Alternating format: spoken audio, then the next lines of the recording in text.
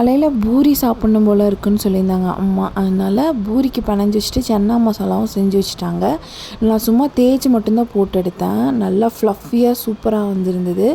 மத்தியானம் லைட்டாக சாப்பிட்லாம் அப்படின்னு சொல்லிவிட்டு பதமாக எங்களுக்கு கொஞ்சம் கீரை பொடி, அப்புறம் கருவேப்பில் பொடி, முருங்கைக்கீரை பொடி எல்லாமே அரைச்சி கொடுத்துட்ருந்தாங்க. அதுவும் தேங்காய் எண்ணெய், தயிர், அவ்வளோதான். சிம்பிளாக லஞ்சை முடிச்சாச்சு.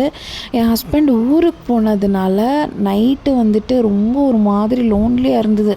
அம்மாவுக்கு அப்படி தான் இருந்தது அப்படின்னு சொன்னாங்க. நானும் அம்மா குழந்தைங்க எல்லாம் கிளம்பி ஒரு சின்ன டின்னர் டேட் மாதிரி, அதாவது ஆக்சுவலாக எல்லாருமே லவ்வர் அந்த மாதிரி எல்லோரும் கூட போவாங்க. நான் டேட் என் குழந்தைங்களோட என் மாமியார் கூட தான் போவேன். ஏன்னா கொஞ்சம் ஃபன்னாக இருக்கும், ஜாலியாக இருக்கும்னு வைங்களேன். அது நம்மளோட இருக்கிறவங்கள நம்ம சந்தோஷமாக வச்சுக்கிட்டாலே நம்மளை ஆண்டவன் சந்தோஷமாக வச்சுக்குவோம் அப்படிங்கிறது தான் என்னோடய மைண்ட் தாட். நீங்களும் ட்ரை பண்ணி பாருங்கள், நல்லா தான் இருக்கும். ஈவன் எங்கள் அம்மாவும் எனக்கு அதை தான் சொல்லுவாங்க, உன்னை சுற்றி இருக்கிறவங்கள நீ சந்தோஷமாக வச்சுக்கோ, சந்தோஷம் உன்னை தேடி தானாக வரும் அப்படின்னு சொல்லிட்டு. 2-3 நாளாகவே என்னை ரொம்ப டிஸ்டர்ப் பண்ணுற விஷயம், இந்த நாயோட லவ்வர்ஸ் அப்படின்னு சொல்லிட்டு வர்றவங்களோட மூஞ்சிலாம் பார்த்தாலே பயங்கரமாக கோவம் வருது. அவங்கள நாய்ங்க மேலே இவ்வளோ ஹேர்ட் வந்திருக்காது நீங்களாம் வரதுக்கு முன்னாடி.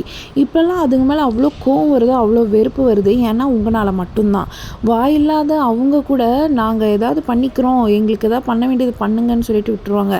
ஆனால் நீங்கள் போடுற சீனெல்லாம் இருக்கே அப்பா, தாங்க முடியல. நாங்கள் மனிதாபிமானம் பார்க்குறோம், அது பார்க்குறோம், இது பார்க்குறோன்னு வந்துட்டீங்க. முதல்ல மனிதாபிமானம்னா என்னன்னு தெரியாதவங்க எதுக்கு இன்டர்வியூ கொடுக்குறீங்க? எதுக்காக ஒரு ஷோவில் பேசுகிறீங்க? கோபி அண்ணா பேசுகிற எந்த ஒரு டாப்பிக்குமே, எந்த ஒரு கொஸ்டினுக்கும் பதில் இல்லை. உங்களோட ஐடியில் போய் நீங்கள் பேசுகிறதுக்கு மட்டும் தெரியுது. மற்றபடி நீங்கள் என்ன பேசுகிறீங்க, என்ன இந்த சொசைட்டிக்காக பண்ணிட்டீங்க? இறந்தவங்களோட சுச்சுவேஷனில் இருந்து பாருங்கள், எத்தனை பேர் எவ்வளோ கஷ்டப்படுறாங்க. 2 குழந்தைங்களோட அம்மாவாக சொல்கிறேன். ஒரு குழந்தைக்கு உடம்பு முடியல அப்படின்னா சாயங்காலம் ஒரு 8 மணிக்கு மேலே என்னால் கால் வெளியே எடுத்து வைக்க முடியாது. ஒரு 15 நாய் சுற்றி நின்றுக்கும். அவங்க சொன்ன மாதிரி குச்சி எடுத்துட்டா 24 மணி நேரம் சுற்றிக்கிட்டே இருக்க முடியும். எங்களோட சுச்சுவேஷனை யோசிச்சு பாருங்கள் ஃபஸ்ட்டு. யாரையும் எதுக்காகவும் குறை சொல்லாதீங்க. அவங்களெல்லாம் நாங்கள் ஒழிக்கணும், இங்கேருந்து துரத்தணும் அப்படின்னு சொல்லலை. அவங்களுக்கு என்ன கவர்மெண்ட் கரெக்டாக பண்ணணுமோ அதை பண்ணணும்னு சொல்லணும். நாய் ஆர்வலர்கள் தானே நீங்கள், நாய் பிடிச்சவங்க தானே, கண்டிப்பாக நீங்களும் போய் சேர்ந்து பண்ணுங்கள். அதுதான் நாங்களும் எக்ஸ்பெக்ட் பண்ணுறது.